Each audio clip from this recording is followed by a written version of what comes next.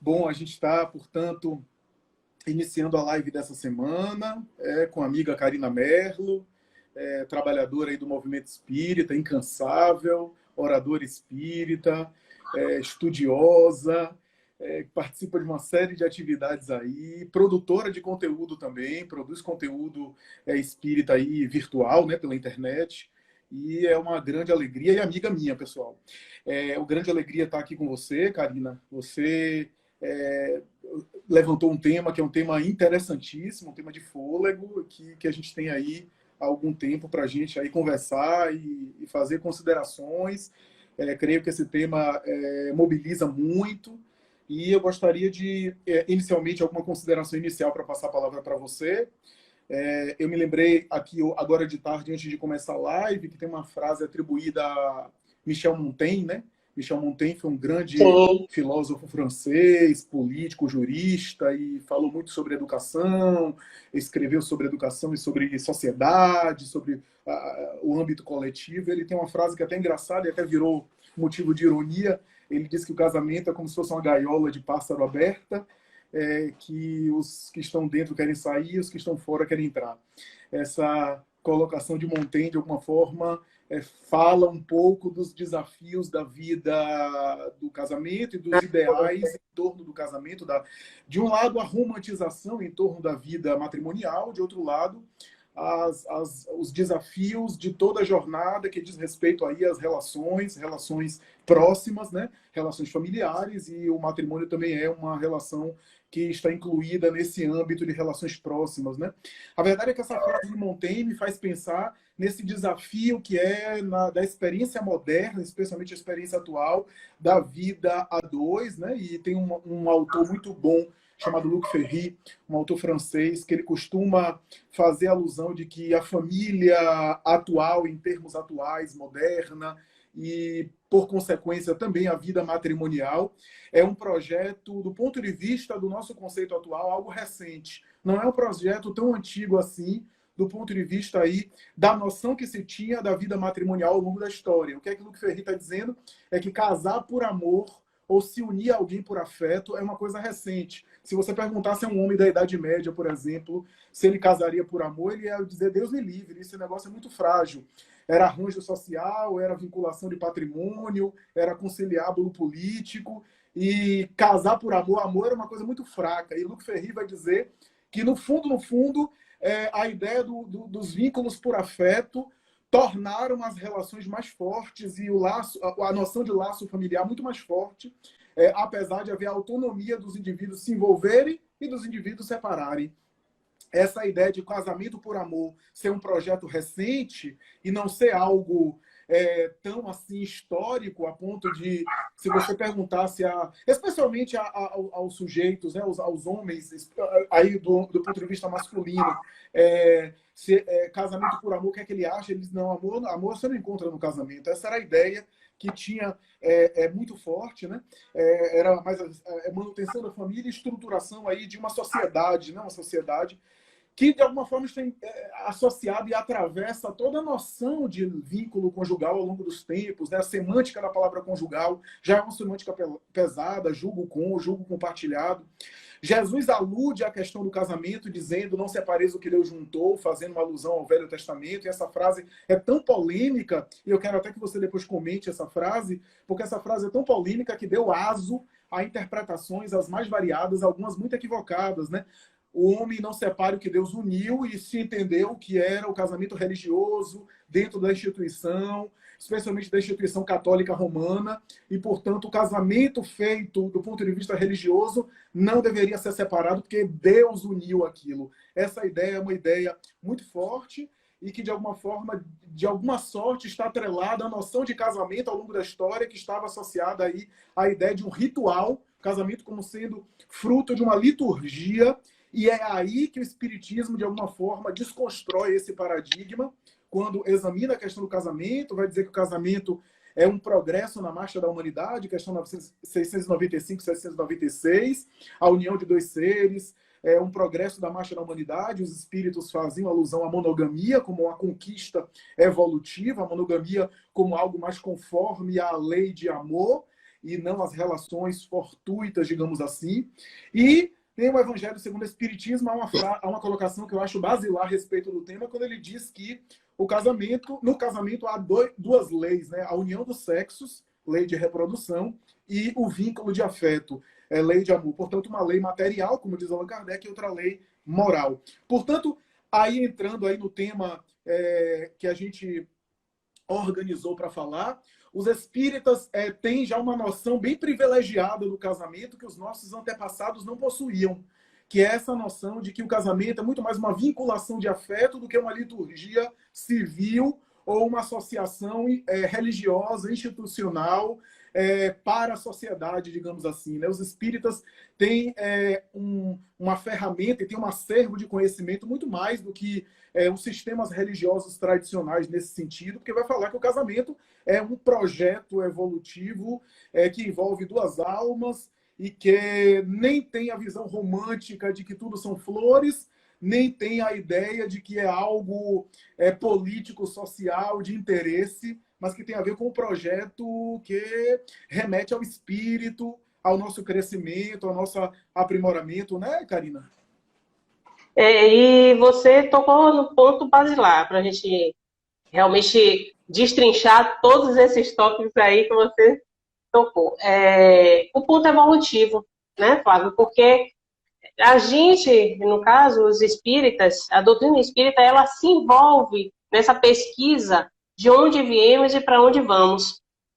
Então, quando a gente verifica a nossa evolução espiritual, desde o princípio inteligente, né, até o anjo, né, que a gente vai evoluindo, passando por todas as etapas, passando por todos os reinos, e isso são processos evolutivos que levam milênios. Então, nós estamos aí já evoluindo há muito tempo.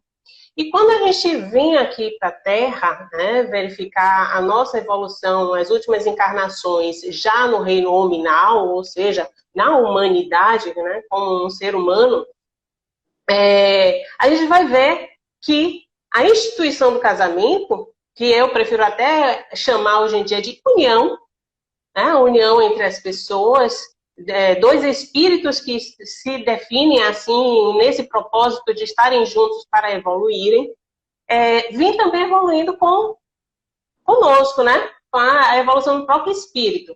Então, a gente teve, muito há tempo atrás, ainda temos até em algumas culturas atualmente, a poligamia. E aí, a gente tem que verificar qual é o propósito do casamento. Quando a gente vai na finalidade, por que casar, né? Por que se unir a outra pessoa? Qual é o propósito da gente buscar essa união com o outro? É porque está faltando alguma coisa na gente, aí vem aquela velha história da alma gêmea, né? Que todo mundo procura a sua outra metade. Não, nós somos inteiros. Só que somos inteiros nos aperfeiçoando constantemente. Então, o que é que ocorre? Quando a gente convive com o outro se torna espelho do que temos que desenvolver em nós. Então, nessa convivência, há esse burilamento. A gente consegue desenvolver as nossas virtudes, nos autoexaminar, o que é que está tanto me incomodando. Se eu vivo sozinho, eu vou evoluir como? Vai ser um processo muito mais lento. Não é à toa que eu costumo dizer que essa programação reencarnatória, a gente não vem aqui para ficar sozinho. A gente reencarna no planeta com várias pessoas porque é uma questão de desenvolvimento solidário. Uns precisam dos outros. E a instituição do casamento, essa união, quando a gente busca o outro, é a melhor forma da gente começar esse desenvolvimento pessoal. Quando a gente se autoconhece, a gente acaba tendo uma escolha mais acertada. Mas quando a gente não se autoconhece, cabe a cada um de nós utilizar também essa instituição, já que eu me casei, às vezes pode ter sido até de forma precipitada, mas utilizar isso como uma forma de também evoluir. E não somente, porque não está dando certo, vamos desfazer, né, essa parceria. Então, aquele casamento que a gente sonha, que realmente vai dar certo, é uma proposta a dois. E nem sempre os processos evolutivos, eles estão sincronizados, né? Às vezes o que eu busco não é o que o outro está buscando. Mas, por uma questão de necessidade momentânea, às vezes até patrimonial, as pessoas se juntam, mas fica aquele vazio interior. Por quê? Porque é no outro que eu vou encontrar um instrumento de crescimento. Mas, quando a gente fala em instrumento de crescimento, o que a gente busca, na verdade, é desenvolver o amor. Tanto dar como receber. E essa troca pode ficar muitas vezes injusta, quando há indiferença de uma das partes, né? Então, a parceria, ela tende a uma certa afinidade, também até programações do mundo espiritual, porque eu posso reencarnar e buscar uma união em determinado ponto de minha vida com uma pessoa que eu tive problemas no passado. E aí vai se tornar uma união com uma programação expiatória, para que eu regularize a situação que ficou pendente anteriormente. Tem uniões também que podem ser até missionárias, aquela pessoa que é problemática ao extremo, e aí aparece um anjo na vida da gente, e parece que tudo se acerta, tudo se conduz, porque são parcerias travadas para o nosso desenvolvimento. O que é que você acha? Perfeito, perfeito. Estou acompanhando você aí. Eu já estou perguntando porque eu acreditava que você ia ter uma participação maior, afinal de contas, o casado aqui é você, né? Eu pensei que você ia chegar de véu grinalda, que eu ia vir de paletó. Eu pensei com você pessoalmente. Mas não cheguei a esse ponto, não. Quase que eu boto a grinaldazinha, mas o pessoal ia ficar assustado, né? Não. Mas veja bem. O que eu acho interessante é que eu tinha uma ideia de casamento completamente diferente antes de me tornar espírita. Por isso que eu achei essa temática de suma importância trazer para as pessoas, porque há questionamentos hoje, enquanto eu sou espírita, e eu convivo com muitas pessoas ao meu redor, e grande parte delas não são da nossa doutrina, e elas perguntam, por que espírita não pode casar? Gente, pode sim. Espírita casa. Espírita, ele não faz uma cerimônia religiosa. Ele pode fazer até uma celebração naquele momento. Afinal de contas, se a gente se gradua em alguma faculdade, a gente também não comemora. A gente, às vezes, tem o hábito também nos nossos aniversários, e o seu está chegando, meus parabéns adiantados. Aniversário a gente comemora, né? Ou seja, os grandes passos que a gente dá na nossa vida, a gente tem um hábito de celebrar. Então, o mais importante é que quando há uma união entre os dois seres, que eles têm uma responsabilidade de cultivar esse relacionamento com respeito, com companheirismo, né? Com afeto, carinho. Me questiono muito a respeito do sexo. Sexo, eu costumo dizer, é o sal da comida. É aquele tempero que não pode faltar na comida. Mas a gente passa, muitas vezes, com a comida um pouquinho salgada ou uma comida um pouquinho sem sal. Mas a gente vai levando. Porque há outros ingredientes nessa união que são muito mais importantes. O sexo, a princípio, ele é biológico, né? Quando a gente vai examinar o fenômeno da sexualidade, a gente vê em todos os seres orgânicos que reproduzem. Desde até plantas. Aí você vai dizer, Karina, a planta, eu nunca olhei para uma planta pensando que ela estaria fazendo sexo, né? Mas a fecundação é um ato sexual. Então, quando a gente galga esse patamar evolutivo e chega na humanidade, no homem, o homem, a princípio, é instinto. Então, aquela coisa mais selvagem, né? De realmente buscar a mulher para procriar. Você falou a princípio, quando a gente falou da poligamia, né, das culturas poligâmicas, a princípio, lá na época de Jesus, ainda éramos objetos das mulheres, né? Então, o homem, quanto mais posses ele tivesse, mais poderoso ele era. E algumas culturas ainda seguem esse tipo de pensamento. Bem, se eu posso manter 20 mulheres financeiramente, eu vou manter 20 mulheres, vou ser casado com 20 mulheres. A gente tem culturas, né, no Oriente que são dessa linhagem. Mas, para nós, a gente não olha a união de uma forma patrimonial somente. É principalmente espiritual. Porque o espiritismo, a gente quando resgata a moral cristã, no sentido de que nós devemos cultivar os bens espirituais, que são muito mais importantes do que os bens materiais, aí a gente já olha a união com outro ângulo, né? Com a maturidade mais espiritual. O espírito já evoluiu um pouco mais, já saiu daquela coisa do instinto, da materialidade, e busca agora a ascensão. E essa ascensão vai ser também através daquele companheiro que esteja conosco, crescendo junto, né? Evoluindo junto. Tem esse aspecto, né? Muito bom, muito bom.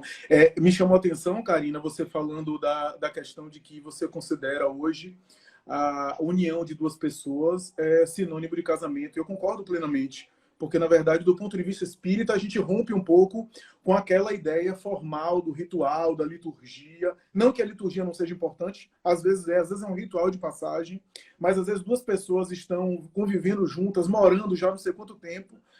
Do ponto de vista espiritual, estando convivendo juntos, dividindo a vida, é um casamento, tem a responsabilidade espiritual e moral de um casamento, né? Do ponto de vista humano, talvez precisaria definir isso, e aí eu vejo isso muito na minha área, né? Pessoas que estão há 20 anos juntas, e a gente pergunta, por exemplo, numa terapia de casal, o que é que vocês são? Cada um diz uma resposta, cada um dá uma resposta. O problema de não definir, de não fazer o ritual de passagem é isso, né? Às vezes, cada um está entendendo uma coisa diferente, e pode haver mágoas com isso, né? Em relação a um relacionamento, né? Com certeza, com certeza.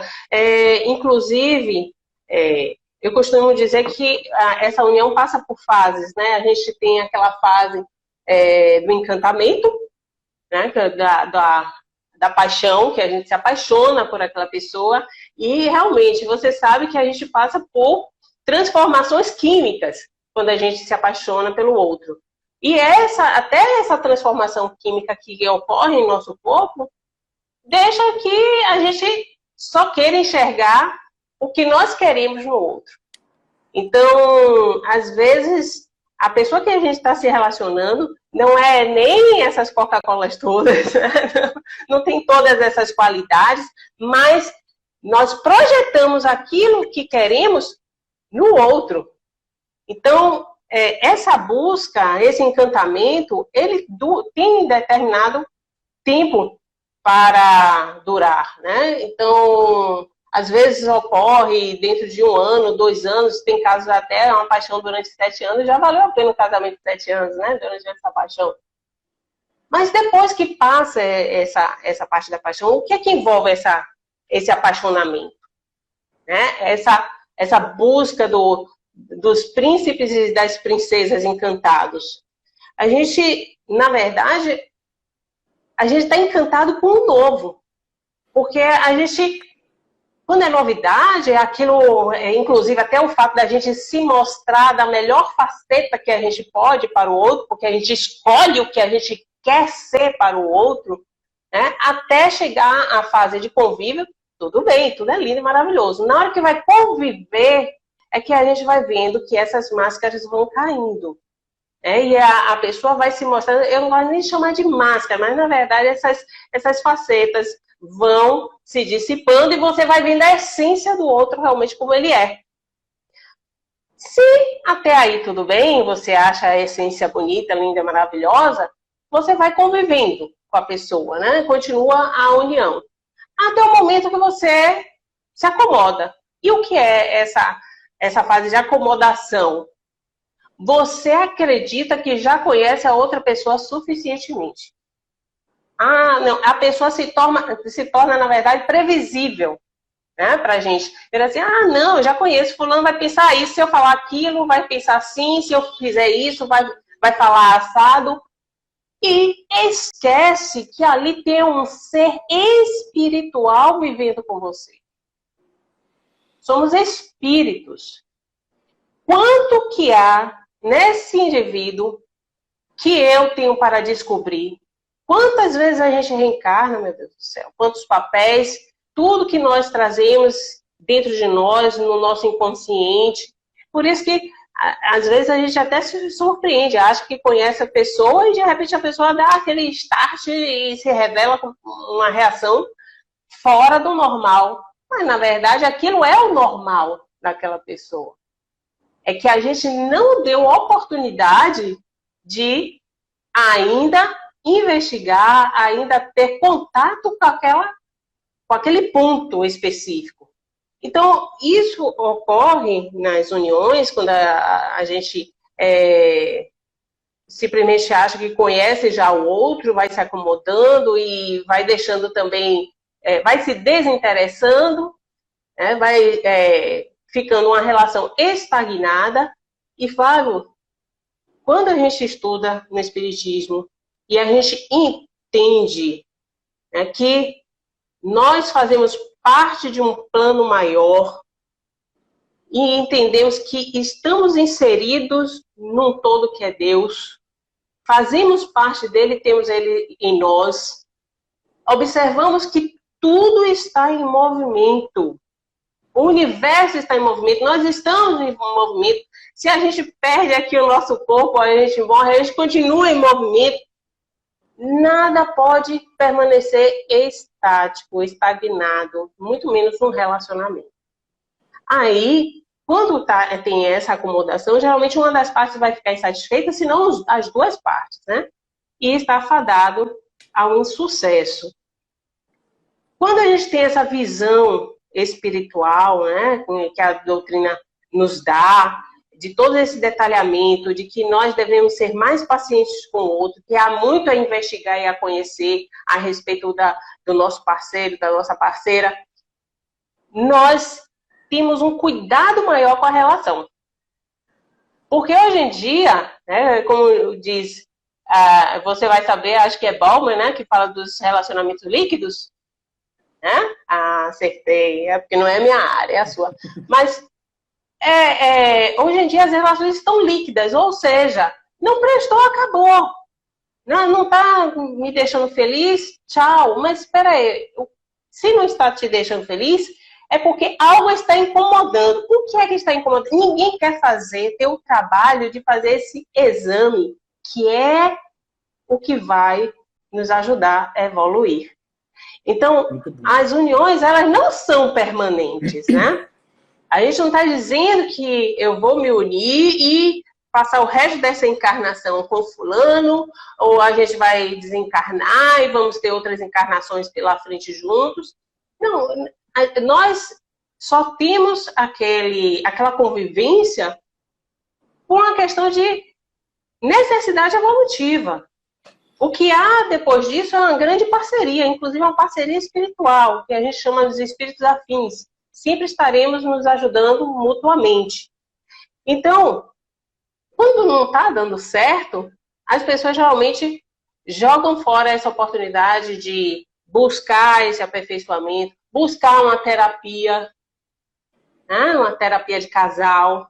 Ah, porque eu acho ridículo. Ridículo é você perder a oportunidade que, se estiver dentro do planejamento reencarnatório, você está unido àquela pessoa, você perdeu a oportunidade de fazer esse burilamento e crescer junto com ela.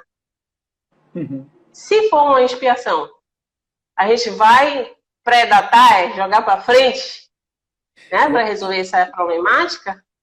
E às vezes há padrões que a gente está repetindo. Eu tenho falado isso nas últimas palestras nossas. Às vezes há 400, 500 anos, né? Eu tenho estudado a obra de Ivone Pereira e tenho lido a trilogia dela. E é interessante a gente ver as obras, né? Nas Voragens do Pecado, Cavaleiro Lumière e O Drama da Bretanha, só para citar esses 3 livros, que são reencarnações da Ivone, de 1500 a 1900 e pouco. Quer dizer, 400 anos, ela reencarnando e num triângulo amoroso com dois sujeitos cometendo os mesmos erros, né? Repetindo os mesmos equívocos, quer dizer, 400 anos repetindo os mesmos padrões. E essa literatura mediúnica, espírita, nos ajuda também a olhar. Eu achei brilhante a sua fala quando você colocou sobre o cuidado, porque a nossa tendência nas relações mais próximas, não apenas do casamento, mas também, e talvez especialmente a relação amorosa, que é a relação de intimidade por excelência, né? Porque compartilha intimidade, compartilha corpos e assim por diante. A gente tem a tendência a ir relaxar e aí começa a tratar a relação e o outro de qualquer forma, né? Esse cuidado que a gente tem com o estranho, com a visita, com a pessoa que conhece agora, a gente passa a perder um pouco essa noção, né? E você também tocou uma coisa muito, muito importante, Karina, que é a transposição e a transformação da paixão para amor, né? Como é que isso é feito, né? Quando é que isso se transforma da paixão inicial, que tem a ver com libido, que tem a ver com idealização, e aquilo se transforma em amor, né? Esse processo é um processo complexo, é um processo que não é fácil de a gente até descrever, né? Tem a ver com até onde eu também compreendo, como você falou, se os defeitos do outro é tolerável para mim, tem isso, né? O limite de cada um, né? O próprio Livro dos Espíritos fala isso. Mas, sobretudo, quando o sujeito tem essa noção espiritual de que o casamento não é a imagem da lua de mel. Joana de Ângeles tem uma mensagem sobre isso, né? O casamento não é a imagem da lua de mel, que às vezes é frustrante a lua de mel aqui para nós, mas não é essa imagem. O casamento, muitas vezes, a verdade sobre o casamento é a construção do dia a dia, que não é fácil, é feito de atritos, né? É feito de diferenças também. E exige de nós uma maturidade. As pessoas estão comentando muito sobre maturidade. Eu vou deixar um tempinho no final para a Karina e a gente comentar as perguntas que estão sendo feitas, mas eu acho que exige de nós realmente esse se reinventar, como você falou, né? Porque a gente vai sendo transformado pela relação e a gente também transforma o outro, né? Nessa convivência. A própria evolução individual, os espíritos já nos alertam que depende da vontade de cada um, né? Então, a gente não evolui, a gente não faz o processo de autoconhecimento simplesmente porque faz parte da natureza. Não, a gente tem que buscar isso. Buscar. E um bom relacionamento, a gente também tem que empenhar a nossa vontade. A gente tem que usar de todos os instrumentos que a gente possa aproveitar essa experiência com o outro. É algo muito desafiador, porque quando a gente passa a dividir o mesmo espaço com outra pessoa, na verdade, ali não estamos só duas pessoas, né? Eu costumo dizer que ali estamos eu e mais, na verdade, minha família, o outro com a família dele. Então, existe até um filme, eu esqueci o nome, que era muito interessante atrás, que está um casal discutindo na cama, né? Eles estão discutindo e tudo, daqui a pouco aí aparece a mãe dela, começa a discutir com o pai dele, depois vai aparecer o pai do outro aí. Quando você vai ver, a família está toda em cima da cama do casal, né? Enquanto eles estão tendo a discussão, e eles chegam no ápice e aí a família some. Para nos dar essa noção que são os fatores culturais que vão implicar também nos nossos pontos de vista durante as nossas conversas. São os fatores individuais de ordem íntima mesmo, a insegurança das experiências anteriores, né? Há muita coisa para cuidar, muita coisa para desenvolver juntos, né? E eu costumo dizer que o amor é para os fortes. Amor é para os fortes. Só os fortes amam. Por quê? Exige de nós esse trabalho. Exige de nós essa dedicação, né? Quando a gente não ama, simplesmente a gente vai pelo lado mais fácil, né? Para a dissolução. Então, ou seja, fica muito mais conveniente para a gente passar pela porta larga do que a gente buscar a porta estreita para manter uma união de forma saudável. Mas isso vai implicar a vontade, a dedicação das partes envolvidas. Quando eu falo, eu gosto muito, como eu disse, chamar união e não casamento, porque hoje a gente tem a união estável, que muitas vezes se torna instável, né? E acaba também se dissolvendo. Mas é interessante que eu lido no dia a dia com dissoluções de uniões, assim, de pessoas que estão há 4 décadas juntas. E dói você olhar e ver toda uma história de família ali que está sendo rompida de uma hora para outra. E o que é que houve com esse casal que conseguiu manter uma união durante 40 anos que agora não consegue mais? E até os familiares, ou eles são aspectos de dissolução, ou são aspectos que contribuem à união.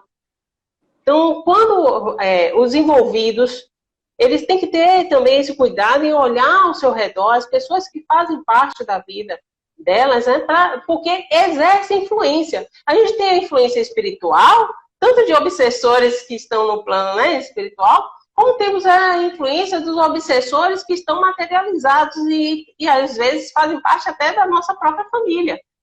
Então, o casal está ali tentando ter uma boa convivência, vai passando o tempo, mas sempre aquelas espetadinhas de uma cunhada, né, de um sogro, alguma coisa vai influenciando e vai minando se o casal não estiver bem fortalecido no que eles querem. E o propósito, quando existe esse propósito espiritual de estarem juntos, engajados nesse crescimento dessa experiência, enquanto estão encarnados aqui na Terra, isso é muito forte. Porque quando é somente uma relação de aparência, a gente se importa com o que as outras pessoas estão falando de nós. Mas quando há um envolvimento realmente espiritual, o que os outros falam, não importa pra gente. O propósito da evolução juntos nesse momento é muito maior do que o que os outros podem comentar ou não. Quando eu estava falando até de casamento, né, a menina me perguntou se os espíritas casavam, não casavam, eu falando, gente, a gente casa, a gente tem um companheiro, a gente casa no civil, né, seguindo as orientações de Jesus, né, a gente não está aqui para derrogar nenhuma lei humana, a gente segue a lei dos homens, então é bom a gente registrar. E eu oriento que registre. Se não for casar no civil, que vá no cartório e coloque lá sua união estável com a pessoa, começou tal dia, todo bonitinho. Por quê? Mais tarde, se não aguentou essa evolução espiritual juntos e vão ter que prorrogar isso para um segundo tempo espiritual, né, em outra encarnação, nesse momento a gente tenha uma dissolução mais tranquila, patrimonialmente, porque o que mais eu vejo quando há dissolução de união, as brigas são homéricas em relação a patrimônio. E eu digo patrimônio, inclusive de prole, porque os pais têm aquele mal de olhar os filhos ainda como bens, né? Como coisa. Tanto que é meu filho, né? É meu filho. Então, que essa dissolução seja feita de uma forma harmônica, de uma forma proveitosa, porque, afinal de contas, não existe acaso na espiritualidade. Não existe. Quando essas duas pessoas se encontraram, existia um propósito evolutivo naquele momento que, se não deu certo, e aí pode entrar milhares de fatores, né, que a gente pode, se analisar aqui, vai ultrapassar até o tempo da live, mas lembremos que a nossa programação espiritual, ela não é estática. Como eu falei, tudo está em movimento, até inclusive a nossa programação espiritual. Eu, quando reencarno, eu tenho um plano, um planejamento. Mas, durante a minha vivência aqui, eu vou vivenciando minhas experiências, e a depender do que vai me ocorrendo, as pessoas que eu vou encontrando, isso vai passando por ajustes. Então, eu não posso dizer, eu reencarnei para viver com tal pessoa até o fim dos meus tempos. Não, não é assim. A gente tem que ponderar determinadas situações. Quando a gente vai observar, por exemplo, o divórcio, né? Que eu estou falando da dissolução da união. O divórcio, que muitas pessoas criticam no meio espírita, mas se a gente está vendo que as duas pessoas não estão se desenvolvendo juntas, não estão evoluindo, que é o propósito da união é esse. Como eu falei, não é um propósito apenas biológico, vamos constituir família, até porque muitas pessoas se unem e nem filhos têm. Uhum. Então, não está dando certo. Aí vai, um desenvolve a depressão, às vezes descambando até para o suicídio, né? Ou então a violência doméstica começa a ser constante dentro de casa, e aí onde desencampa para um homicídio. E a gente tem que falar que essa instituição é uma instituição universal, a união entre as pessoas, o relacionamento. Sobre esse ponto, Karina, sobre esse ponto, só para você dar continuidade, a Flávia perguntou, e quando se trata de uma mulher que vive uma relação abusiva, sofre violência psicológica, traição, o casamento nesse contexto, como deve ser analisado? Eu estou aproveitando porque está dentro do que você está falando.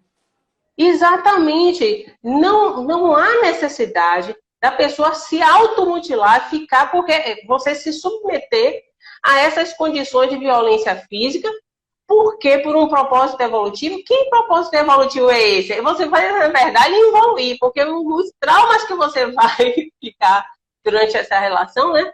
Então, veja só, a união com outra pessoa é para buscar um crescimento, um fortalecimento entre ambos, né, com momentos de alegria, de companheirismo, que você se sinta bem. A gente não pode estar numa relação se sentindo diminuído, humilhado, porque além da violência física, há a violência psicológica muitas vezes, né? A pessoa está ali levando você a uma condição assim de sub-humano, né? Então, aí você deve desfazer, sim, a união, até para evitar um prejuízo maior. Porque imagine você ser responsável pelo suicídio de outrem. Porque na lei dos homens você não vai ser responsabilizado, mas na lei divina vai. A parcela de responsabilidade que você tem, né, com o outro. Essa sua fala é importante porque coloca bem na moderação e no equilíbrio que você está falando, né? Se de um lado você falou inicialmente que as pessoas optam por separar ou por romper, às vezes, uma história familiar e conjugal, já que a base da família normalmente é a relação a dois, de maneira geral, claro, e as pessoas reagem de uma forma porque são intolerantes, e a gente está vivendo uma época de intolerância com qualquer tipo de contrariedade, e a união a dois, a gente vai ter contrariedade. Amar, como você falou, é para os fortes, porque amar dói, amar verdadeiramente é dividir, e dividir, vamos conversar aqui, dividir não é uma coisa fácil, não é uma coisa prazerosa, ceder não é uma coisa que a gente faz tocando fogos de artifício, né? Então, de um lado a gente tem isso, essa intolerância por problemas, às vezes, que são problemas pontuais e que com um pouco mais de paciência e de espera, às vezes aquela crise ali se resolve lá na frente. E, por outro lado, sua fala é bem moderada, bem equilibrada nesse sentido, de considerar que há situações, como diz Emmanuel, em que, às vezes, a separação funciona para evitar o mal pior, o mal maior, né? A dissolução dali. Emmanuel tem uma mensagem que ele diz que funciona como uma amputação em uma doença que pode contaminar o corpo todo. Então, você amputa um braço para você não morrer. Então, é claro que uma dissolução, onde a família é reorganizada, gera, às vezes, efeitos nas pessoas. Ideal que a gente, como cristão e como espírita, tentasse insistir nas dificuldades para não romper de maneira imediata, mas há determinadas situações que é melhor evitar uma situação como um suicídio ou um homicídio. Né, Karina? Exato. Cada caso deve ser analisado, né? Por exemplo, se você tem casos de violência doméstica dentro de casa, o desrespeito está imperando, você tem filhos, pior ainda, o que é que uma criança nessa convivência vai se desenvolver? Então, nesse caso, é até mais saudável, não só para o casal separar, como também até para a prole, para os filhos, não ficarem tendo como os pais como esse modelo, porque a criança vai gerar nela a tendência de, quando chegar na idade adulta, até buscar relacionamentos conflituosos como o do pai e da mãe. Você é psicólogo, você sabe disso. Isso ocorre porque a gente muitas vezes reproduz o modelo dos nossos pais, né?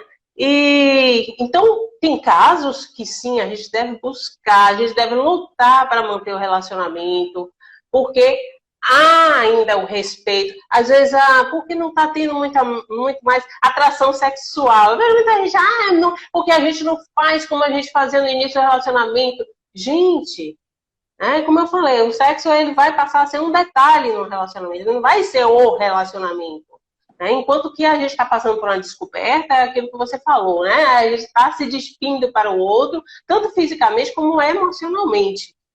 E olha que a gente tem muitos aborrecimentos em relação a isso. Eu lido com isso direto, Karina.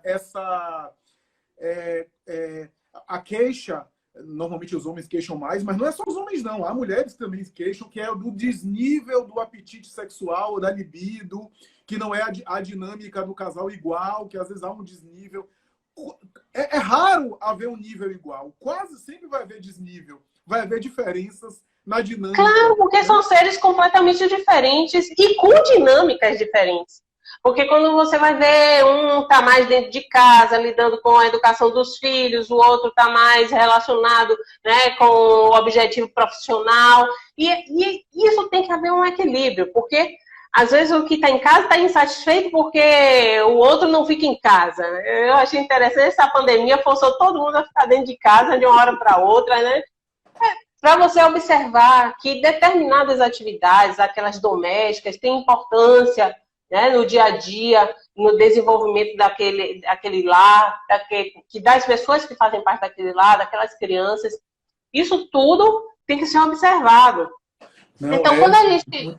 E principalmente, o mais importante, lembrar que estamos nos relacionando com espíritos. Nós somos espíritos e estamos lidando com outro espírito. Então, a diversidade, o mundo, né, que essa pessoa representa, é infinito. A gente vai sempre estar se surpreendendo. Mas, quando há esperança de manter esse relacionamento, a gente deve buscar, sim. Até porque o relacionamento é feito de fases. Às vezes a gente passa por fases mais conturbadas, aspectos que acabam vindo de fora e atingindo a relação, mas depois isso vem e fortalece a união. A gente tem que tentar. Mas se a gente não tenta e simplesmente dissolve, né, o que é que ocorre? A repetição, como você falou. A pessoa vai buscar em outra aquelas necessidades que não foram atendidas com o parceiro atual. E aí vai acontecer a mesma problemática, porque não teve aquele cuidado de parar, analisar e fortalecer. E muitas vezes, não quer dizer que o casal vai permanecer unido. Perfeito. Com essas tentativas, com essas investidas de tentar ficarem juntos, às vezes chegam têm a consciência que não devem permanecer juntos, mas de uma forma com respeito, tranquila, né, com maturidade. E não, como a gente vê, com muita infantilidade, como os casais aí, de repente se separam de uma hora para outra e acabam até se tornando inimigos, pessoas que outros dias estavam dividindo a sua intimidade juntas e se tornam completamente estranhas, né? Joana tem uma mensagem no livro Libertação pelo Amor, eu acho, que ela fala até naqueles vínculos conjugais que não dão certo. E se há uma necessidade espiritual daqueles cônjuges conviverem, eles separam maritalmente, mas continuam mantendo contato, seja por filhos, seja por outros motivos. E o amor pode ser desenvolvido de uma outra forma, a necessidade espiritual de convivência existe. E às vezes, se há brigas, as brigas continuam enquanto ex-maridos, né? Ex-marido e ex-mulher, né? Agora, Karina, deixa eu aproveitar esses minutos finais para ler as perguntas para você, para a gente tentar... Jussara pergunta, o amor romântico existe? Essa é uma questão aí interessante, né? O amor romântico está associado, às vezes, à admiração, né? a projeção, como você falou, né? Que é importante, o amor romântico é importante, de valorizar o lado positivo. O problema é que só o amor romântico, às vezes, não consegue, a longo prazo, dar conta, porque nenhuma admiração suporta a convivência a longo prazo, né? Porque a gente admira inicialmente, mas quando a gente começa a ver os defeitos, se eu amo a pessoa só porque eu admiro, né? E eu preciso só admirar para manter uma relação, essa admiração, a hora vai romper, né? Não vai sustentar, né? Você quer comentar alguma coisa sobre esse... Esse amor romântico, eu acho que foi muito um produto vendido pela mídia, né? E principalmente as mulheres, a princípio, quando a televisão foi lançada, eu sei que você não é desse tempo, mas eu posso falar a respeito. As mulheres, elas ainda eram as senhoras do lar. Ficavam muito em casa, então tinham mais acesso ao conteúdo que passava na TV. E a gente acabou assimilando toda aquela ideia de amor romântico de Hollywood, né? Que a pessoa, para amar a outra, tem que agradar, tem que dar flores, tem que fazer surpresa o tempo inteiro. E isso até tornou um grande problema para a mulher, o ser feminino, porque ela incorporou a ideia de que os homens têm que ler a mente da gente, né? Então, não existe uma mulher nesse mundo que não gosta de ganhar flores. Mas ela não quer falar que gosta de ganhar flores e que, olha, me traga flores hoje. Ela quer que você adivinhe o pensamento que hoje é um dia importante para ela e que você tem que chegar em casa com flores. Então, o fato de Hollywood ter trazido esse produto e a gente ter comprado, incorporado isso, não quer dizer que o nosso parceiro, o nosso companheiro, tem essa mesma posição, né? Esse mesmo ideal. Perfeito, perfeito. Antônia trouxe uma questão interessante. Será que quanto mais a gente se conhece, conseguiríamos fazer escolhas mais assertivas? Ou será que não ficamos mais exigentes quando a gente se Olha, o autoconhecimento é a base de tudo, né? Inclusive, para mim, foi o ponto mais importante no Espiritismo para começar a fazer grandes mudanças na minha pessoa, e é o que eu sempre aconselho. Que a gente trabalhe o autoconhecimento constantemente. Quanto mais você se conhece, mais você sabe o que quer. Infelizmente, os nossos erros, os nossos equívocos são baseados naquilo que a gente pensa que quer, mas no fundo não faz parte dos nossos anseios espirituais. Então, o autoconhecimento é a base de tudo, principalmente para a gente travar relacionamentos com terceiros. Primeiro, a gente tem que ter um relacionamento conosco, né? Uhum. Abdon está perguntando, casamento também pode ser vida sexual estável? Tem pessoas que buscam apenas isso? A busca por uma relação conjugal como uma forma de buscar sexo recorrente, estável? Olha, eu acredito que não seja um casamento estável nesse sentido, né?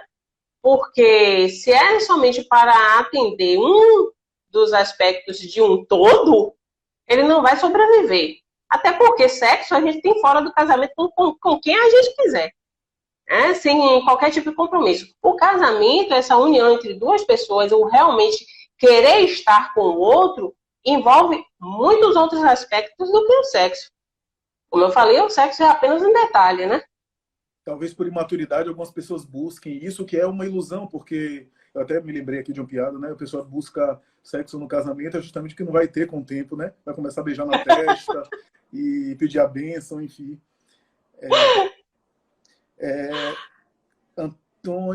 Antônia pergunta... não, é uma afirmação de Antônia. Deixar de ser paixão e se transformar em amor quando ambos se desnudam as almas e ainda assim permanecem juntos. Acho que foi um pouco o que você falou, não foi?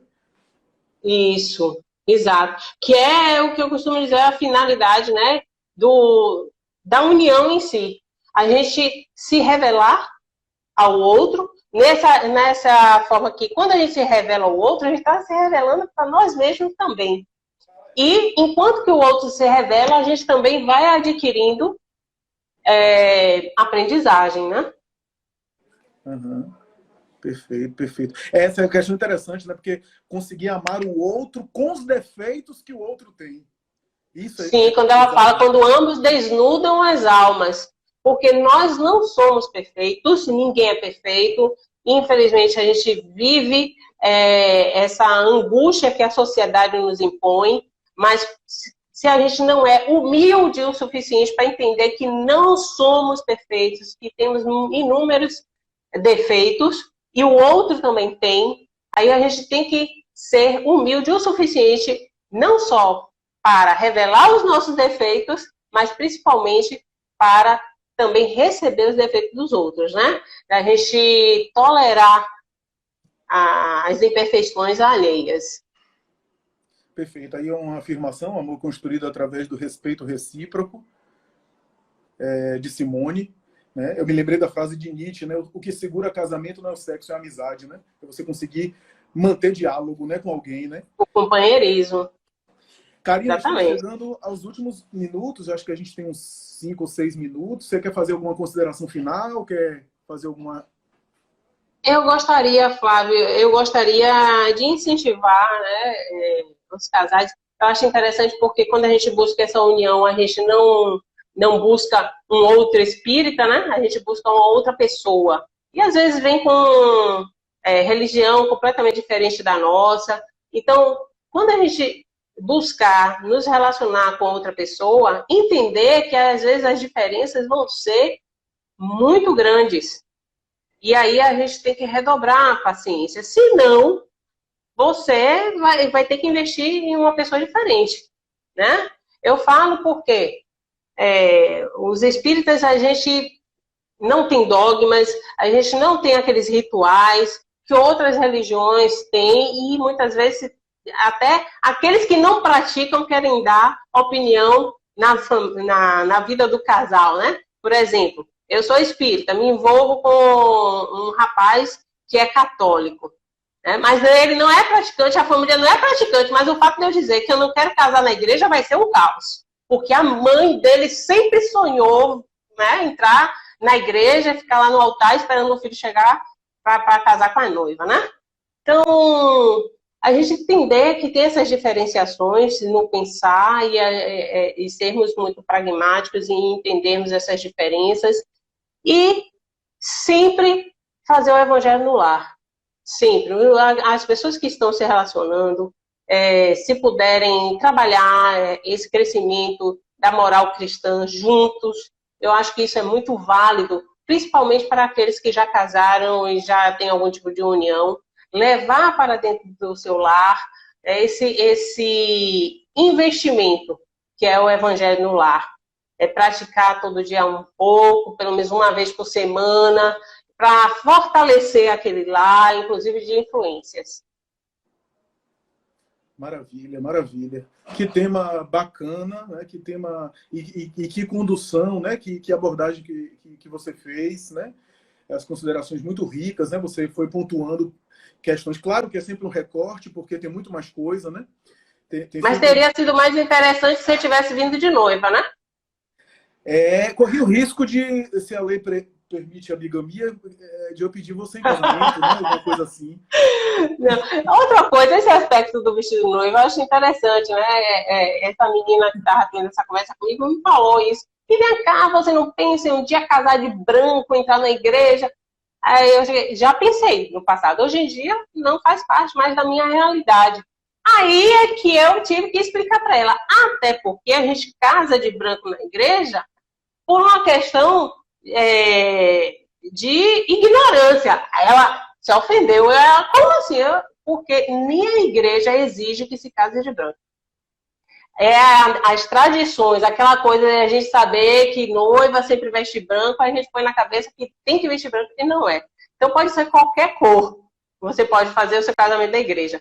Então, esses dogmas têm que ser quebrados, né? Com o tempo, eu acho que a gente vai se espiritualizando, vai evoluindo e vai vendo que muitas coisas a gente pode deixar de lado e realmente buscar o que há de maior dentro de nós, que é a nossa essência, como seres espirituais. Maravilha, maravilha. Karina, muito obrigado. Obrigado por ter disponibilizado o seu tempo. Eu que agradeço. Carinho imenso com você, com todos da FES, uma saudade lá do centro, né? O pessoal, Você, graças a Deus, ainda acompanho virtualmente. o pessoal comentando aí que gostaram muito, muito bom. Eu também gostei muito. Acho que foi super interessante as considerações. Eu gosto muito de sua fala e acredito que enriqueceu muito essa série, viu? Parabéns mesmo. Então, eu Muito agradeço pela obrigado. oportunidade, Flávio, e pelo carinho, viu? De todos e principalmente seu. Obrigada de coração. É isso, minha gente. Um beijo a todos. Beijo a você, Karina. Vou fechar agora. E até a próxima, viu? Um abraço a todos. Até, meu irmão. Um beijo. Muita paz.